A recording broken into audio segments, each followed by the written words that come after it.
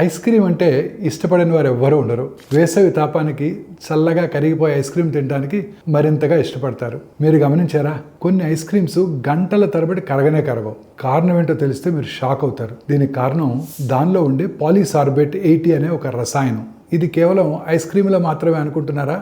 అనేక ప్రాసెస్డ్ ఆహార పదార్థాల్లో సైతం ఈ ఎమల్సిఫైర్ల వాడకం చాలా ఎక్కువైపోయింది. ఇవి మన ఆరోగ్యాన్ని దెబ్బతీస్తాయి. ఎమల్సిఫైర్స్ మన పేగులో మంచి బ్యాక్టీరియాని నాశనం చేస్తాయని ఈ మధ్యకాలంలో వచ్చిన చాలా పరిశోధనలు హెచ్చరిస్తున్నాయి. జీర్ణ వ్యవస్థలో ఇన్ఫ్లమేషన్కు దారితీస్తాయి. అంతేకాదు వీటి కారణంగా ఇన్ఫ్లమేటరీ బవల్ డిసీజెస్ అంటే అల్సరేటివ్ కొలైటిస్ వంటి దీర్ఘకాలిక సమస్యలతో పాటు క్యాన్సర్ వంటి తీవ్రమైన వ్యాధుల బారిన పడే అవకాశం ఉందని చాలా మంది నిపుణులు ఆందోళన చెందుతున్నారు. ముఖ్యంగా అధికంగా ప్రాసెస్ చేసిన ప్యాకేజ్డ్ పదార్థాల్లో వాడే కార్బాక్సిమీథైల్ సెల్యులోజు, మాల్టోడెక్స్ట్రిన్ వంటి రసాయనాలు ఈ కోవలోకి వస్తాయి. ఈ మధ్య కాలంలో ఫ్రాన్స్ లో జరిగిన అనేక అధ్యయనాల్లో ఈ రసాయనాలు పేగు మైక్రోబయామ్కు హానికరమని చెబుతున్నాయి. కొన్ని కంపెనీలు తమ బ్రాండ్లపై ఎమల్సిఫైర్స్ లేవు అని ప్రచారం చేసుకుంటున్నాయి. వీటిని గుర్తించడం వినియోగదారులకు చాలా కష్టంగా ఉంటుంది. సో ఆహార భద్రతా సంస్థలు ఈ విషయంపై కఠినంగా వ్యవహరించాలి. మరియు మనందరం కూడా ఆ ప్యాకేజ్ మీద ఉన్న లేబుల్ని చాలా కేర్ఫుల్గా